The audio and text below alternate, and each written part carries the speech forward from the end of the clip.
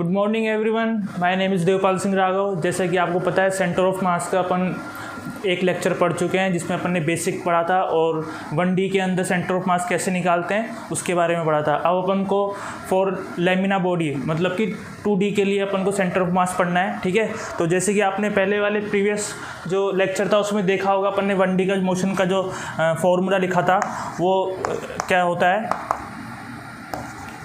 m1 r1 plus m2 r2 upon में m1 plus m2, ठीक है। ये एक हर कोऑर्डिनेट के लिए, अगर अपन x कोऑर्डिनेट के लिए भी निकाल सकते हैं, इसको y कोऑर्डिनेट के लिए भी निकाल सकते हैं, ठीक है। तो ये कॉमन वाला फॉर्मूला हो गया। अब अपन फॉर 2D के लिए देखेंगे तो 2D के अंदर अपन ये जो मास होता है इसकी जगह अपन एरिया यूज़ में लेंगे, ठीक है। तो एरिया यूज़ लेने के लिए अपन को इसमें एक कंडीशन होती है, वो बहुत ही ज़रूरी होती है। अगर वो कंडीशन दी हुई है तभी अपन एरिया लिख सकते हैं मास की जगह। वो होती है यूनिफॉर्म लीनियर मास डेंसिटी, ठीक है। अगर अपन को ये अगर क्वेश्चन में लीनियर मास डेंसिटी दिया होगा यूनिफॉर्म, तो अपन मास की जगह एरिया लिख सकते हैं, ठीक है। अगर अपन क्वेश्चन में एक बार अप्लाई करके देखेंगे तो और अच्छे से समझ में आएगा, ठीक है। तो अपन उसके लिए पढ़ते हैं कि क्या फॉर्मूला बनेगा उसके लिए, ठीक है। देखिए अपन बात करते हैं पोजीशन ऑफ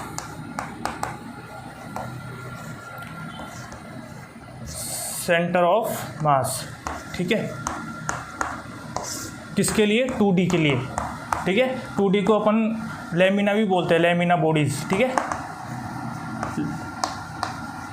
लैमिना बॉडी, ठीक है। तो इसके लिए जो फॉर्मूला बनेगा वो क्या बनेगा, m1 की जगह a1, ठीक है। ये r1 a2 r2, ठीक है। इनके ऊपर वेक्टर क्वांटिटी है और a1 प्लस a2, ठीक है। कुछ नहीं किया है, जो अपन ने 1D के अंदर पढ़ा था उसमें यहाँ पे मास आ रहा था और अब इसमें एरिया आ रहा है, ठीक है। तो अपन को एरिया निकाल के इसमें एरिया की वैल्यू पुट करनी है, तो अपन ने 2D के अंदर सेंटर ऑफ मास निकल जाएगा, ठीक है। अगर अपन इसको x कोऑर्डिनेट में लिखना चाहें तो उसको x कोऑर्डिनेट में भी लिख सकते हैं, ठीक है। a1 x1 a2 x2, ठीक है। और बढ़ाना चाहें a3 x3 divided a1 a2 a3, ठीक है। अगर y कोऑर्डिनेट में भी निकालना चाहें तो इसको y कोऑर्डिनेट में भी लिख सकते हैं। इसी तरह ये 3 टाइप्स के z कोऑर्डिनेट में भी हो जाएगा, ठीक है। तो अब इसमें अपन इस फॉर्मूले को अपन एग्ज़ाम में जो क्वेश्चंस आएंगे उसके फॉर्म में लिख के एग्ज़ाम में वो क्वेश्चन में अप्लाई करते हैं, ठीक है।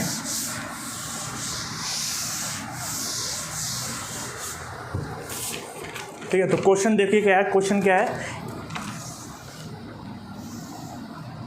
ठीक है। ये x है और ये y एक्सिस है, ठीक है।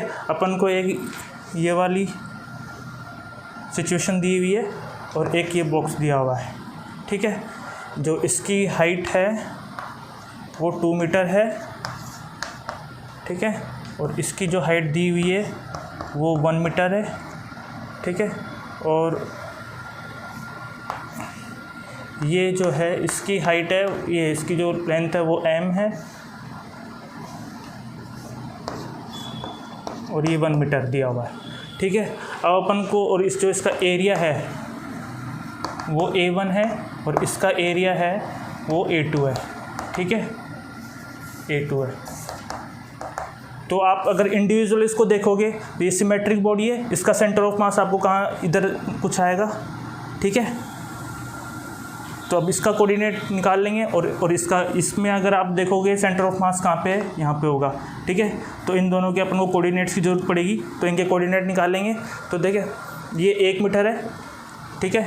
तो x का जो होगा वो 1 मीटर में होगा और ये जो लेंथ है 1 मीटर है, 1 मीटर का हाफ कितना होगा 0.5, ठीक है। तो ये इसका सेंटर ऑफ मास हो गया इस वाली बॉडी का, ठीक है। अब इस वाली बॉडी का अपन को सेंटर ऑफ मास निकालना है, तो देखिए ये पूरी हाइट है वो 2 मीटर है, ठीक है। और ये हाइट है वो है 1 मीटर, ठीक है। अगर इसको अपन देखेंगे तो 1 मीटर तो यहाँ तक हो गई और 0.5 और ऊपर चलेंगे, ठीक है। हाँ, तो ये हो जाएगी 1.5, ठीक है। एक्स के अंदर अपन को देखना है तो एक्स डायरेक्शन में देखना पड़ेगा, ठीक है। एक्स डायरेक्शन में देखेंगे तो यहाँ तक की जो वैल्यू है वो 1 मीटर है, तो 1 मीटर का हाफ कितना हो जाएगा 0.5, ठीक है। तो 0.5 तो अपन एक्स में जाएंगे और वाई में कितना जाएंगे, देखिए वाई में 1 मीटर तक यहाँ तक है, 1 मीटर से अपन को 0.5 तक ऊपर जाना है, तो ये आ जाएगा 1.5, ठीक है। ये इसकी कोऑर्डिनेट हो गए, ये अपन ने इसको C2 मान लिया, ठीक है। ये इस वाली बॉडी का सेंटर ऑफ मास है और ये इस वाली बॉडी का सेंटर ऑफ मास यहाँ पे आएगा, ठीक है। अब अपन को इससे जो बॉडी इस पूरे सिस्टम है उसका सेंटर ऑफ मास निकालना है, ठीक है। तो पहले हमको एक्स डायरेक्शन में, एक्स कोऑर्डिनेट में निकाल लेंगे सेंटर ऑफ मास, ठीक है। तो हम पता है फॉर्मूला क्या होता है, A1 x1 A2 और x2 अपॉन में A1 प्लस A2, ठीक है। ये हो जाएगा। अब अपन को देखिए इसमें वैल्यूज़ पुट करनी है और कुछ नहीं करना है, ठीक है। A1 की जगह A1 अपन को सुनो, A1 इसमें अपन को अगर फाइंड आउट करना है तो यहाँ से A1 क्या होगा, इसकी लंबाई इंटू चौड़ाई, लंबाई कितनी है इसकी पूरे की देखेंगे तो 2 है ना, यहाँ पे आ जाएगा 2 मल्टीप्लाई, और इसकी जो लंबाई है चौड़ाई है वो 1 मीटर है, तो कितना हो जाएगा 2 मीटर स्क्वायर आ जाएगा, ठीक है। इसी तरह अपन को यहाँ से A2 भी फाइंड आउट करना है। A2 फाइंड आउट करेंगे तो इसकी लंबाई इंटू चौड़ाई करेंगे तो इसकी लंबाई और इंटू दोनों 1 हैं, तो 1 क्रॉस 1 करेंगे तो 1 मीटर स्क्वायर, ठीक है। अब अपन को A1 की जगह A1 की वैल्यू पुट करनी है, A2 की जगह A2, एक्स कोऑर्डिनेट पुट करना है दोनों जगह, और इसके मास वो एयर का वो करना है एडिशन, ठीक है। तो इसमें A1 जो होगा अपना कितना निकाला है अपन ने, 2 मीटर स्क्वायर, 2 मीटर, ठीक है। और x1 कितना है यहाँ पे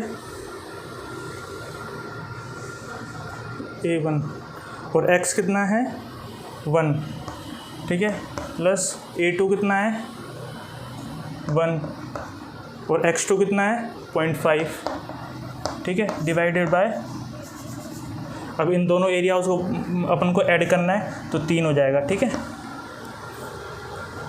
और 3 हो जाएगा, फिर इसको अपन को ऐड, इसको सॉल्व करेंगे तो 5/6 आएगा, ऐसे कुछ करके आएगा, ठीक है। तो ये इसका एक्स कोऑर्डिनेट निकल गया। इसी टाइप से अपन इसका वाई कोऑर्डिनेट निकालेंगे, ठीक है। वाई कोऑर्डिनेट भी इसका यही 5/6 से आएगा, ठीक है। तो ये इसके सॉल्यूशन हो गया पूरे न्यूमेरिकल का, ठीक है। इस टाइप से आपके क्वेश्चंस बनते हैं 2D के अंदर, ठीक है। अब अपन को देखना है, अब अपन को इसका जो स्टैंडर्ड जो होते हैं सेंटर ऑफ मास किसी भी बॉडीज़ के, तो उसके बारे में अपन को वो सीधी वैल्यूज याद रखनी होती है, ठीक है। तो उसको अपन कुछ इम्पोर्टेंट जो हैं उनको लिख लेते हैं, जो आपको याद होने चाहिए 11th क्लास के लिए, ठीक है। देखिए, तो हेडिंग में डाल लीजिए सेंटर ऑफ मास ऑफ सम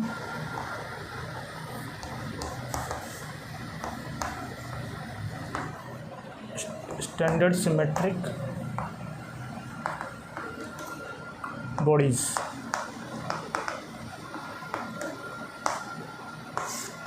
हाँ भाई कपिल, समझ में आ रहा है नहीं आ रहा? Yes sir. तो देखिए अपन को कैसे याद करना है। मान लो ये एक रोड है, ठीक है, जिसके अपन को यहाँ पे कोऑर्डिनेट दिए हुए हैं 0 0, और इसकी लेंथ दी हुई है L, ठीक है।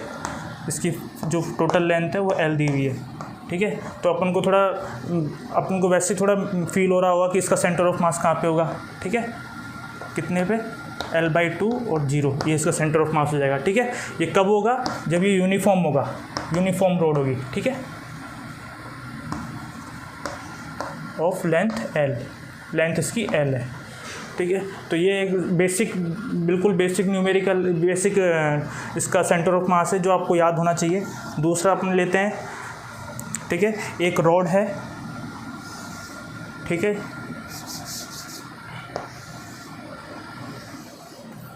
इसकी भी लेंथ कितनी है, L दी हुई है, ठीक है। तो इसके कोऑर्डिनेट क्या हो जाएंगे, 0 और 0 हो जाएंगे, यहाँ पे L और 0 हो जाएगा, ठीक है। और इसमें कंडीशन क्या लगी हुई है, कंडीशन लगी हुई है कि इसकी में लीनियर जो मास डेंसिटी होती है,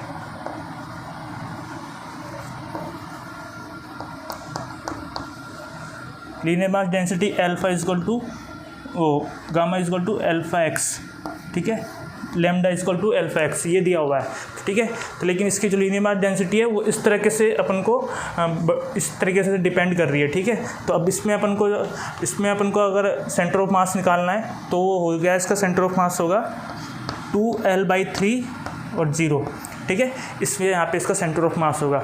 ये जब भी इसमें अप्लाइड होगा तब अपन को लीनियर मास डेंसिटी का रिलेशन ये दिया हो। अगर मान लो इसके आगे अपन +1 लगा दें या फिर x² कुछ लगा दें तो ये फिर ये वाला इसमें वैलिड नहीं होगा, ठीक है। ये तभी वैलिड होगा जब अपन को ये वाला रिलेशन दिया हुआ हो, ठीक है। पर्टिकुलर इस रिलेशन के लिए ये वाला है, ठीक है। अब इसमें अपन 1-2 और देख लेते हैं जो अपन को डायरेक्ट याद रखने होते हैं, एग्ज़ाम में बहुत ज़्यादा हेल्प होती है इनसे, ठीक है। अब थर्ड जो और अपन को एक ये रिंग दी हुई है, ठीक है, ये रिंग है, ठीक है। रिंग के बारे में तो अच्छे से जानते होंगे सब, ठीक है। और ये भी कितनी है, ये कैसी है, यूनिफॉर्म है, ठीक है।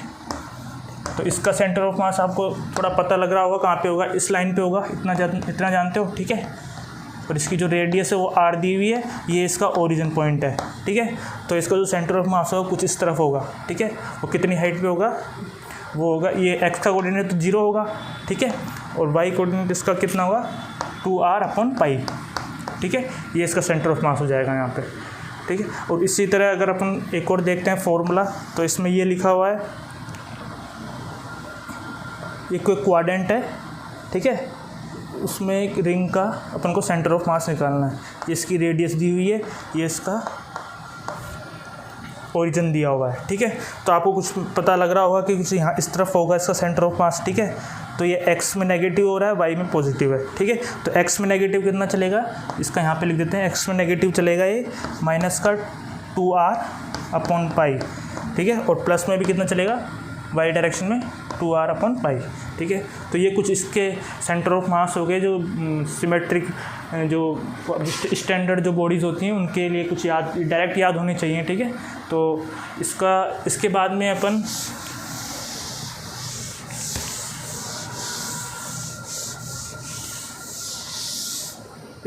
हम उनको नेक्स्ट लेक्चर में न्यूमेरिकल लेके आएंगे जो इनसे रिलेटेड होंगे, ठीक है। तब तक के लिए all the very best, thank you so much.